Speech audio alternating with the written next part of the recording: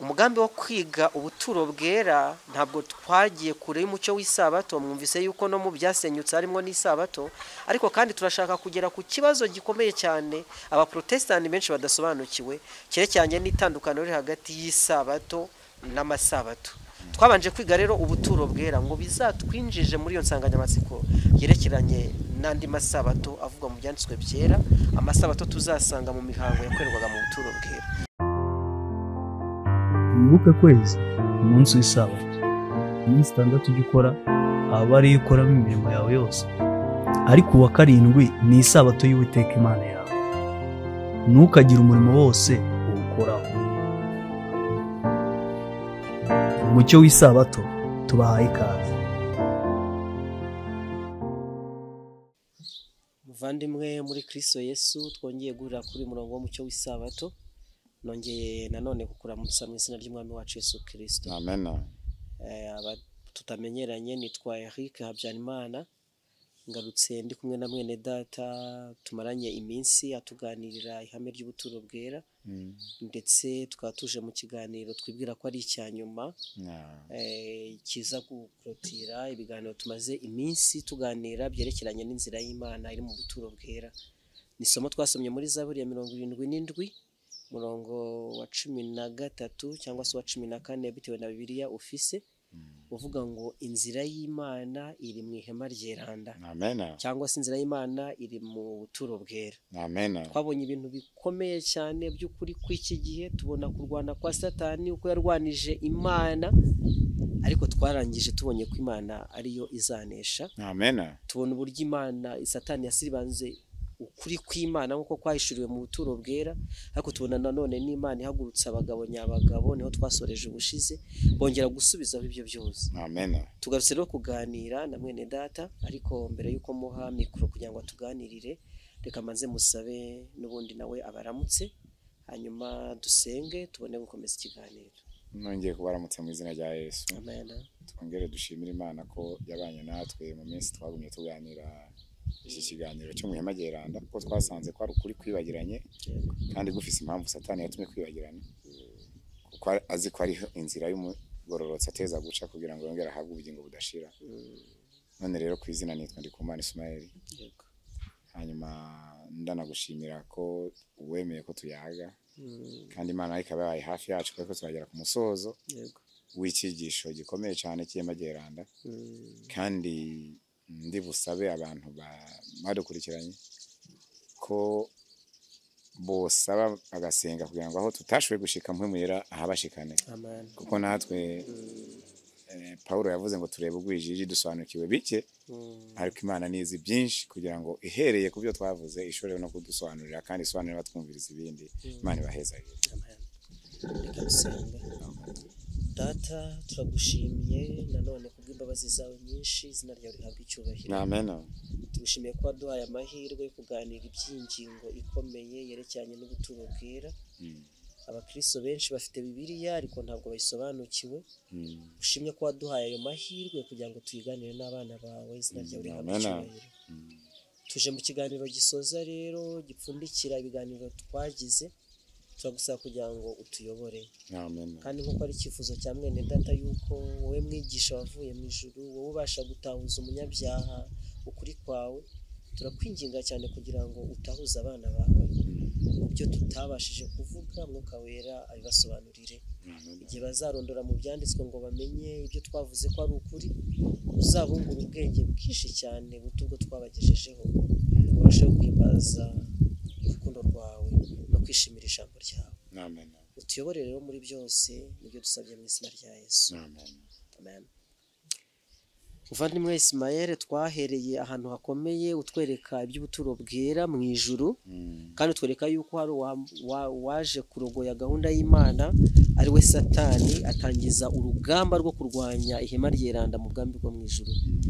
Twakomeje kureba uko yabyibasiye uhereye muri Edeni ukagera mu gihe cya Yesu, ugakomeza ukagera mu gihe cy'embe ritoya, ariko muri ibyo byose Imana igakomeza kurwana kuri kwayo ku buryo kutigeze gusiribangana na n'ubu ngubu tubifite.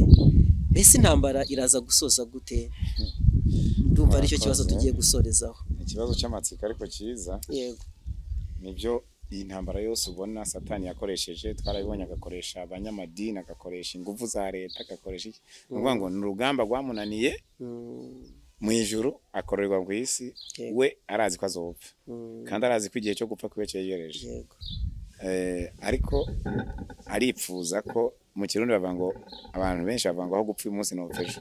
Satani we arazi ko azopfa, ariko mbere na mbere ashaka abo bajana mu gupfa kwiwe, ariko agashaka yuko amahirwe yo kubaho abarigira maremare. Ibyo nibyo byatumye rero aguma akora umugambi w'Imana mu nkokora. Nuno munsi ariko noneho Imana ishima ko Yesu yapfuye Karuvara, akavuga ati byose ndabirangije, unyizera ntazopfa rubi kandi azohabwa ubugingo budashira. Bivuze rero ngo iyi ntambara igeze ku musozo.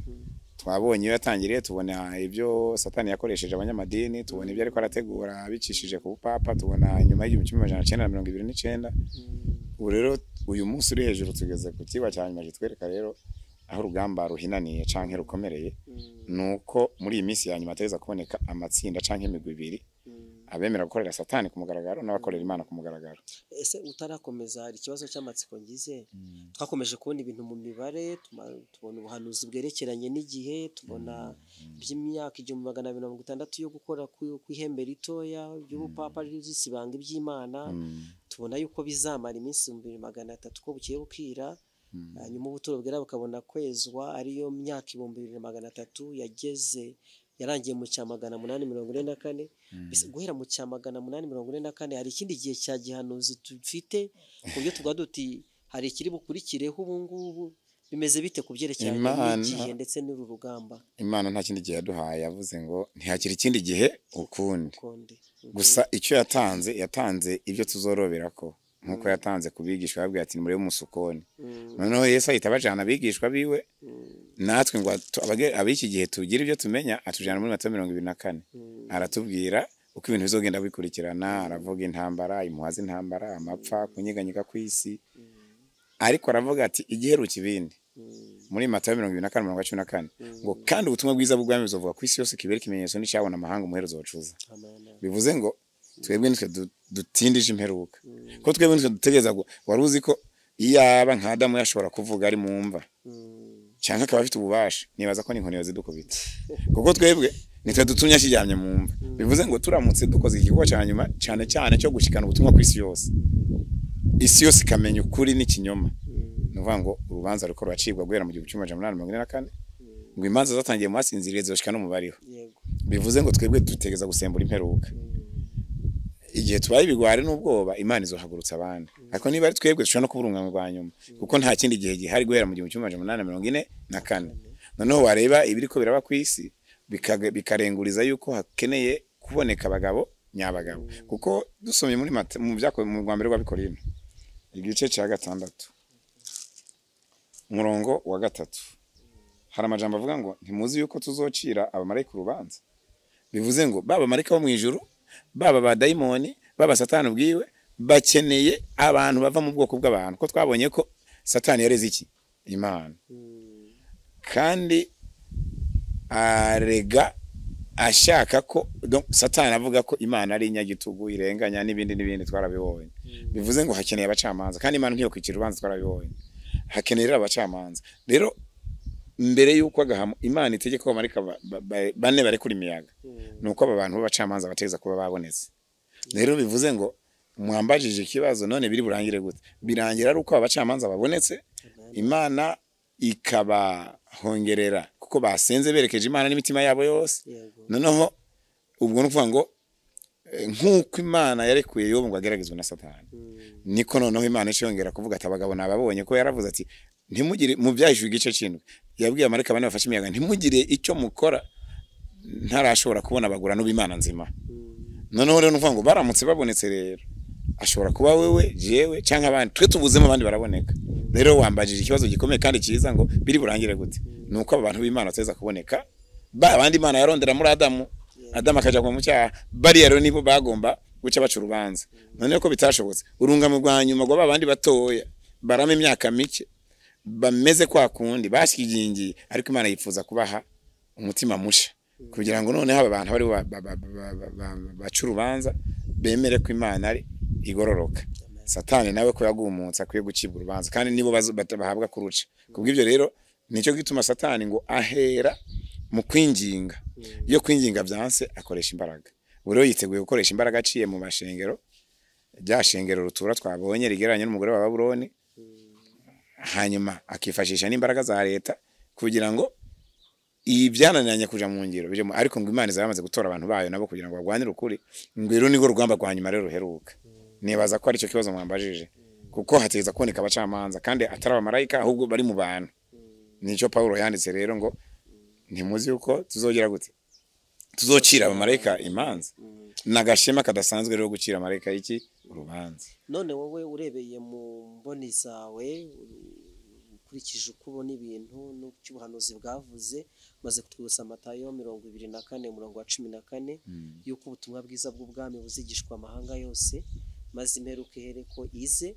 abantu b'Imana bamaze kuboneka bagomba guca imanza ubirebye ubona byaba bisigaje igihe kingana gute Yesu yavuze ngo nimutavuga n'amabuye azovuga ubu urabona ko ubu turi imbere ya kamera kandi ntabwo nzabo tuzobwira ibugane ko buzoshika twibwe rero turamutse turebeye mu ndorerwamo ya kimuntu two kwihenda ariko Imana iriko irakoresha imwe yavuze ubu aya majambo tuvuze none biramutse Imana ikoreye mu bwenge bw'abantu ikatuma baja kuri social media bagakurikirana nk'ibi biganiro mu bihugu hafi ya byose nuvuga ngo kuri kuba kwagezemo kwihema geranda kwa kundi kwari kwaranyegejwe abakera nuvuga ngo sinokubwira ngo bigeza aha hana abantu baza bihenda ngo hasigaye ibihugu 2 3 bingahe kandi nabo bwabo naho byogora ko bishitsa ibi byuma birahashika umuntu ani gihe Imana imuyoborera gufungura umurongo akagira agakwegwa nibirimwo akabikurikirana ubutumwa bukabumugezeko rero ahumvirijwe ayo umuntu wese adukurikirana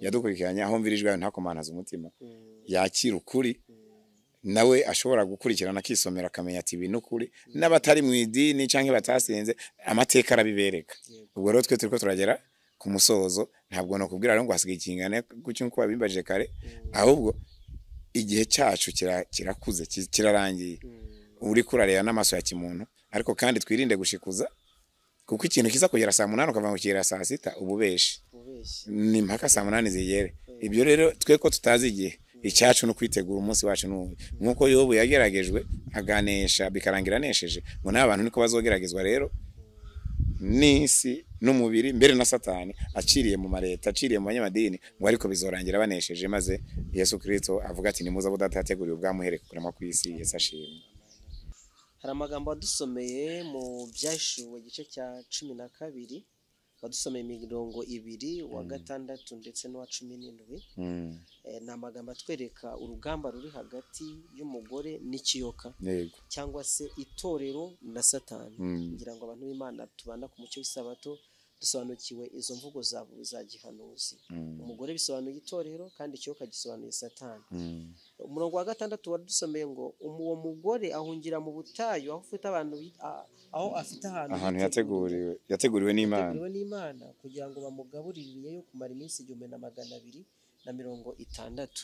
uno murongo warawudusobanuriye uko kuri kw'Imana kwakomejwe guhagarara ntigutsembweho burundu kubw'abantu b'Imana watubwiye abawardensi watubwiye abahigeno watubwiye ba John Wesley ba John Wycliffe ba Calvin ba Luther aba Methodist bakomotseho aba Presbyterian aba Luterani n'abandi warabaturondoreye ko ari umugambi w'Imana ko abantu bakomeje kubaho ngo bakomeze kurinda ukuri kw'Imana kugeza ubwo bigeze mu cyamajana 844 aho habonetse abavumbura cyangwa se abahishurirwa ukuri kwerekeranye n'isabato iri mu buturo bwera mu isanduku y'isezerano mu cyumba cyahera cyane ariko umurongo wa 17 ntabwo wawudusobanuriye ndagira ngo bariyo uza gutindaho noneho ico gisato kigirira wa mugore inzigo yego kirigira ngo kigwanya mu byaro bwe basigaye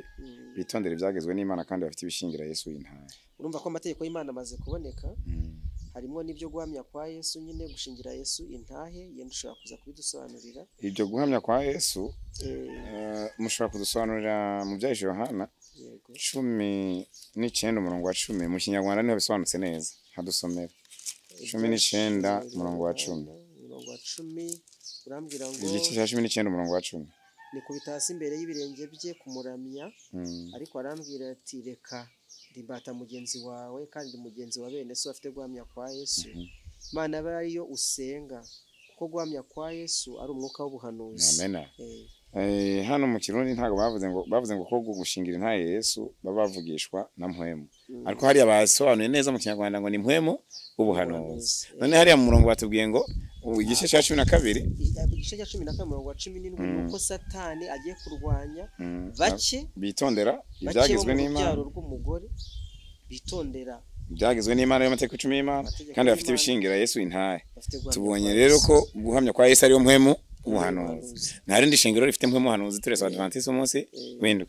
Bivuze ngo iki kiyo karo kiko kiragwanya abafise Bibiliya kuye kandi bafise na mpwemu ubuhanuzi. Dusobanura ibi bintu kuko nukuvuga ngo ese urugamba rwaratanguye cyangwa n'uruturi imbere. Ati urugamba rwaratanguye cyane n'uruturi imbere. Nukuvuga ngo urugamba twabonye ko kwatangiye mu myaka ahera Satani aciye mu ishengero ry'Iroma Katolika agwanya Bibiliya. Uyu munsi rero ntagwanya Bibiliya gusa ahubwo agwanya na mpwemu ubuhanuzi. Bivuze ngo abadashoboye kuyaka mpwemu ubuhanuzi cyangwa Bibiliya ngo abaha ubusobanuro butari bwo. Yego. Aya majambo muzayabona mu kwitegura kagaheruka ni ku ipaje 114 ngo kera Satani yagwanije yaciye mu bantu agwanya Bibiliya ngo yagwanije Yesu n'amategeko y'Imana ngo ariko ubwo ababwira ko bakwiye gusoma Bibiliya kandi bakemera Yesu mugabo ngo agatanga ubusobanuro butari bwo. Ubwo urumva ugamba ntigwigeze ruhagarara. Uyu munsi usanga n'abanyamadini bariko baravuga ngo baremera Bibiliya ariko bakandika Bibiliya zisobanuye uko bavyiyumvira. Urugamba rwo rwarasobanuye twarabonye neza ko Satani adashoka akoresha itegeko ahubwo ajyana ibintu boro mugabo yabonye byanse none agakoresha itegeko n'umukazo no kuyica. Uri rugamba rwatanguye kera ariko ragera ku musozo nakubwiye ko abajesuite babonetse mu 1776 ngira ngo na 76 niba ntibeshe.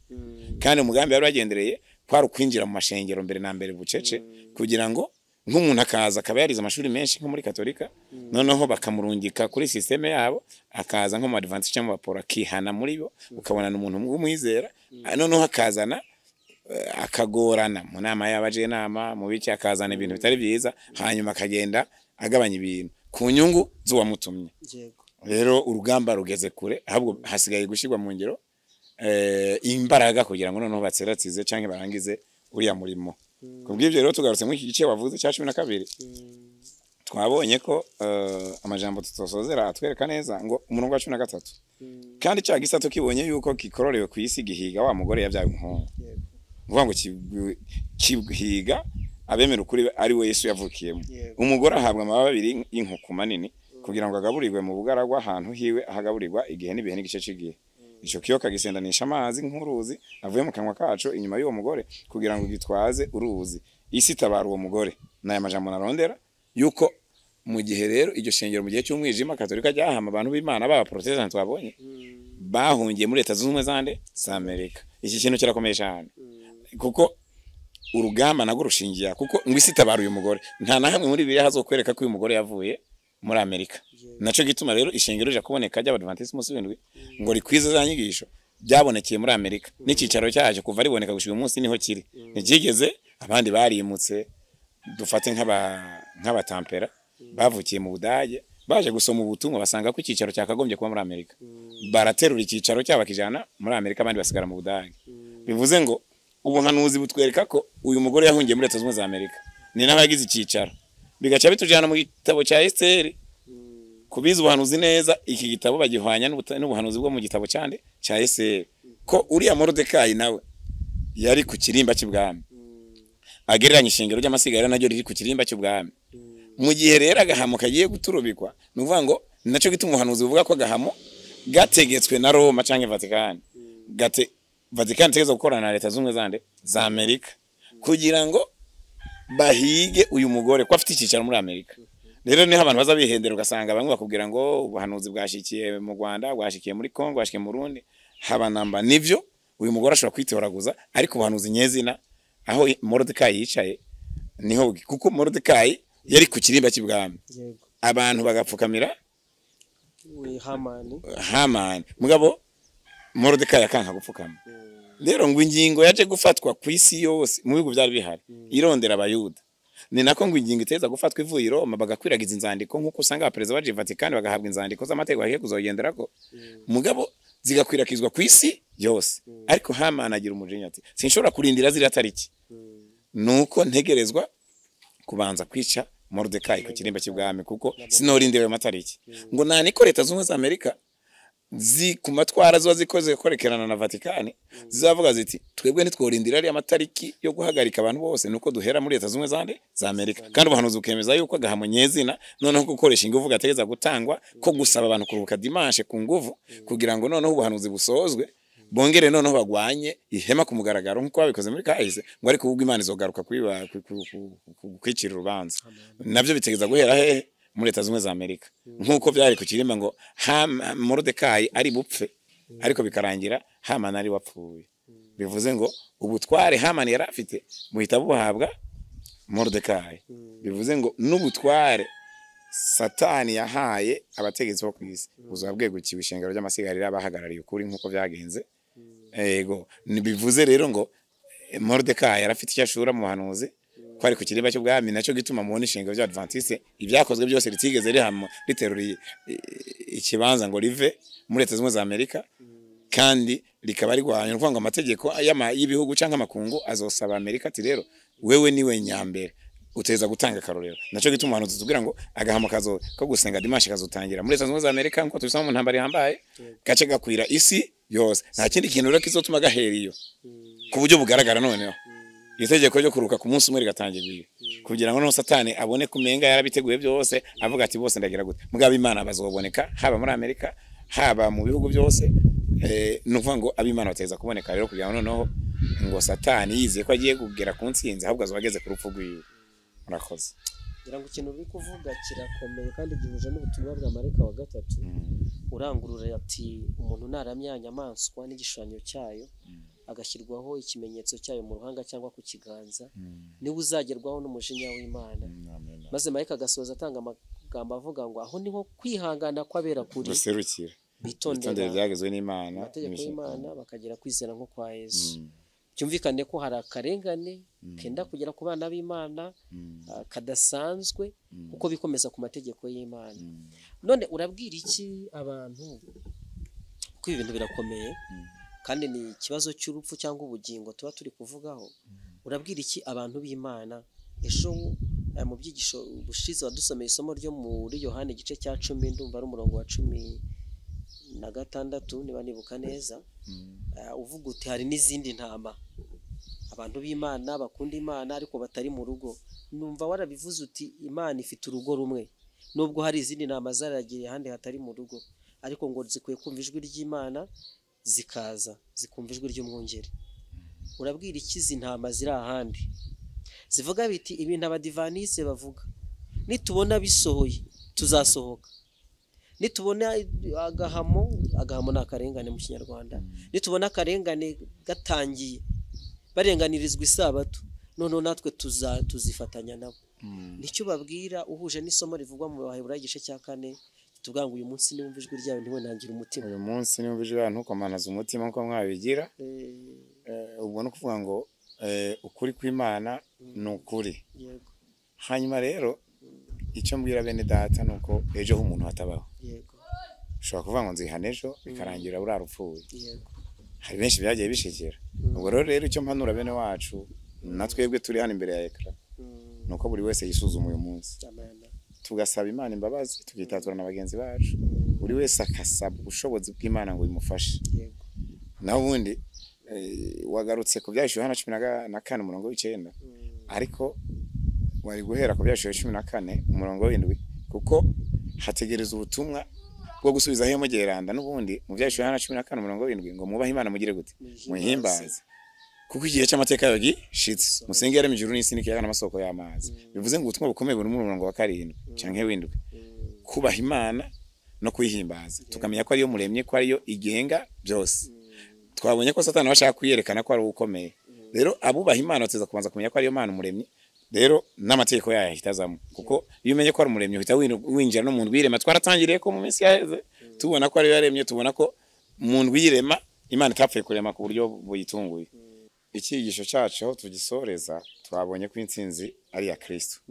Satani ariko arashaka kwigarura isi yose, ariko tubonye ko mbere y'uko isi igera ku musozo nuko abantu bategeza kubanza gutangarizwa ko Imana ariyo muremyi, ariyo yashizeho n'isabato n'amategeko yayo. Noneho ubutumwa bugira kabiri nuko ngo iyo tumaze kubwakira tubutangariza isi yose, tukabwira abantu ati bana ubwoko bwanje ni muve iwe, muve muri Babuloni.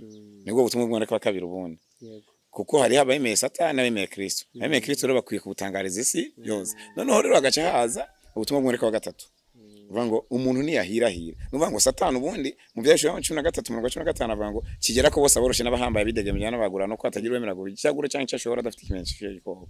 Noneho Yesu nawe agatangaza mu byashyo 14:19 ati nihagira uhirahira akemera uyazongwa ku mujinya w'iki w'Imana. Bivuze ngo Imana iremeza ko hari imigabane ibiri. Satani agashaka kwigarura abantu bose, Kristo agashaka kwigarurira isi avugishije ukuri. Kubw'ivyo rero birasabwa ko rero abantu rero nkuko bavuze ati ndababwira iki nuko bemera kwemanga Kristo nubwo boca mugahamo nk'abambere hayigofafira umwami. No mu kintu ndavanga ikibisugu upfika ibintu gupfanduranije. Rero dupfiriye mu mwami twa twiteze kuzozuka, ariko nitwapfa turi mu ruhande rw'umwasi tuzozuka nabi. Kristo rero yagiye kugaruka kugira ngo abaze umuntu wese inshingano cyamuhaye cyo yakoze n'abamwakiriye abahaye kwitwa abana b'Imana. Iki rero ni Kristo azaje gutabara abazo bari mu karengane kadasanzwe, nkuko yatabaye Mordekai, nkuko yatabaye Abayuda, ni nako yiteguye gutabara ubwoko bw'iki bw'Imana. Kubw'ivyo rero igihe rero akarengane kazoba gashushe, ni nabwo intore ziba ziko ziragaragara zikibibatse kugira ngo zishobe kumurikira isi yose, zereka abantu yuko ntama w'Imana ari we atabara, ko atari umuntu, naho boguma inyuma ya Satani bazoba bagiye bakwiye kugira ibyago bidasanzwe kandi bakazopfa nabi. Kubw'ivyo rero twebwe dusabwa kwakira Kristo kugira ngo nibyaba ngombwa tube twozira, kuko agahamo ko gateza kuza uko byogenda kose, kandi abana b'Imana bateza kuboneka.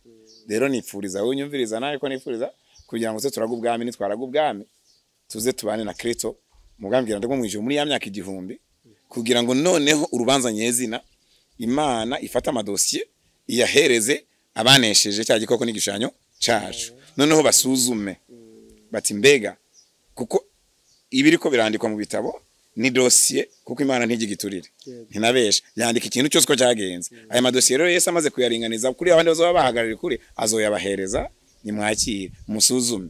Bizogaragara rero ko Yesu ibyo yanditse ari ukuri, maze Kristo yambikwe izera, Satani yambikwe izirabura, niko nabivuga. Hanyuma imyaka 1000 iheze rero abagororotsi rero bazofata amadosiye bamaze gusuzuma sange nta kinyuma kirimo, bayahereze Kristo, kuko ari washobora gushira mu ngiro ibyo urubanza rwasuzumwe. Noneho Kristo rero azobakwiye kubohora Satani kugira ngo agereke ko ibyaha bya nyirabayazana uhere ku cyaha cya mbere yakoze. Noneho azobakeneye gutabwa mu muriro. Yesu ashimwe. Kubw'ivyo rero twebwe iyo turi mu buzima ubu turashobora kugira icyerekezo cyacu. Niba tuzoba mu bacamanza, niba tuzoba mu bacirirwa imanza, nitwe tubihitamo muri kano kanya. Ariko Imana ikadusaba yuko twaje mu ruhande rwayo kugira ngo natwe tuze tugirirwa amahirwe y'ibyananiye Adamu, natwe turi mu bacamanza cyangwa twe turaga ubwami. Yesu ashimwe. Nshuti bakundwa, mwakomeje kudutega amatwi kubyerekeranye n'insanganyamatsiko yerekeranye n'ubuturo bwera. Turi kumwe na mwene data Nkundimana Ismael. Ndikumana Ismael, turabashimiye cyane uko mwabanye natwe. Amen. Ubumenyi mwadusangije bw'ijambo ry'Imana, mwarakoze kutabyihererana mukabidusangiza. Imana ibaha umugisha. Amen. Kandi Imana itanga ubwenge, ikomeze kungura ubwenge ngo murusheho gusobanukirwa n'ibyanditswe byera. Amen. No kungura abandi. Ndasabira kandi mwebwe abaduteza amatwi kugira ngo Imana ikomeze kubakundisha ijambo ryayo, mukomeze gushakashaka mu byanditswe ngo musobanukirwe n'ubwira bukomeye bw'Imana. Twaganiriye ingingo ntoya cyane n'umwanya mutoya, ndetse hari tuzakomeza kubiganira n'abantu b'Imana barushaho kudusangiza uko kuri kw'iki gihe, kubera yuko nyine turashaka kujya mu ijuru. Niyo mpamvu dukwiye kubisubiramo tukabyiga cyane. Nuko rero namwe Imana ibaha umugisha, mwe mwatanze igihe cyanyu mukifuza kumenya, ntabwo mwahisemo nabi, nta nubwo muzabyicuza. Imana yacu ihabwe icyubahiro. Amen. Tubaye dusubikiye aha rero kubyerekeranye n'ubuturo bwera. Niringiye yuko Imana izakomeza kutwungura ubwenge no mu bindi biganiro bizakurikiraho. Kandi ndakurarika rwose ngo uzakomeze kubana natwe. Niba utarakora subscribe ngo wiyandikishe tujye dukomeza kubana, ntubyibagirwe kugira ngo tuzagumane. Dufite byinshi cyane byo kwiga, kandi Imana yatanze ubu buryo kubw'umugambi wayo mwiza. Imana ishimwe. amen. Umugambi wo kwiga ubuturo bwera ntabwo twagiye kure y'umucyo w'isabato. Mwumvise yuko no mu byasenyutse harimo n'isabato, ariko kandi turashaka kugera ku kibazo gikomeye cyane abaprotestani benshi badasobanukiwe, cyerekeranye n'itandukano riri hagati y'isabato n'amasabato. Twabanje kwiga rero ubuturo bwera ngo bizatwinjije muri iyo nsanganyamatsiko yerekeranye n'andi masabato avuga mu byanditswe byera, amasabato tuzasanga mu mihango yakorerwaga mu buturo bwera. Ubwo tuzongera dusubiremo gatoya tureba ibya kalendare ya Mesiya nk'uko yasobanuwe twishingikije ku buturo bwera, ya minsi mikuru abantu b'Imana bagiragaho mu gihe cya Mose, ngo dusobanukirwe n'itandukano hagati y'isabato umunsi wa karindwi n'amasabato avugwa mu mirimo yakorerwaga mu buturo bwera. Ndakuraritse rero ntuzabure kubana natwe, niringiye ko nzabona abandi bantu b'Imana bazadufasha kunguka kuri iyo ngingo. Sinzi rero niba ari icyo wavuga dusoza ibyigisho byacu tumaze iminsi tuganira, hanyuma ndagusaba udusengere maze dutandukane. Murakoze, numva ata byinshi novuga, no gushima namwe ko mwashimye ko tuganira, ariko kandi nongera kwibutsa abatwumviriza ko bakwiye kubandanya bacukumbura no kuyamagerana, ko twasanze Satani yanka inyigisho, ntibakurikirane ibi gusa ahubwo bafate ibitabo basomye kugira ngo bibaye ngombwa bashiriho n'amakomantere, hanyuma Imana niyadufasha tuzotera tuje imbere. Amen. Kandi bakomeze kutuba hafi kugira ngo dushobore gusengeranira, dufatanye urugendo, maze nitutabonana amaso mu yandi benshi cyo tubonane mugambirana bwo mu ijuru. Yesu ashimwe. Hanyuma dusengeranire. Mu ncamake numva ari cyo novuga, ibisigaye nkuko wamaze kubivuga imbere, ibyigisho bigenda byaguka ahubwo kubera icya mbere, icya kabiri, icya gatatu. Rero iby'amasabato nibaza ko ari byo bizokurikira, hanyuma dusaba Imana kugira ngo iduhe ubumenyi bw'uruka buva mu ijuru mu izina rya Yesu. Amen. Turihanganisha bene data mwakurikiye ibyigisho, twagiye tubikorera ahantu hatameze neza, rimwe na rimwe hari urusaku, ubundi hari umuyaga mwinshi ushobora gutuma amajwi adasohoka neza, ariko twiringiye ko Imana izabafasha ngo mwite cyane ku magambo yavugwaga no kurushaho gucukumbura ukubi kw'Imana, kandi twiringiye yuko Imana izadufasha kugira ngo mu byigisho bitaha bizajye biba bitunganije neza. Imana iduhane umugisha. Amen. Reka mbasabe dusoze n'isengesho mudusabira. Reka dusenge. Imana, tuje imbere yawe turi ibikoresho bantu, inzabya zibumba zoroshe, ariko washimye kubikamo amabanga. Duhe gucishwa bugufi mu gihe tubwira abandi, natwe twakira ukuri kw'ijambo ryawe, ducishwe bugufi, twitegure kugusanganira. Twongeye kukwereka rero ibyigisho bize bifasha abantu benshi, kandi natwe bidufashe kugira ngo twitegure kugusanganira. Uduhe amaso ya mpwemu tumenye igihe kigeze, maze ntitwizere kubera ubwoba, ahubwo twizere kubw'urukundo rudacogora ufise. Nibyo sengesho nsabira umwe wese, nsabira nanjye nisabira mbere n'umwene data twakomeje kubana, ndabikishe mu izina ry'umucunguzi wacu Yesu Kristo. Amen.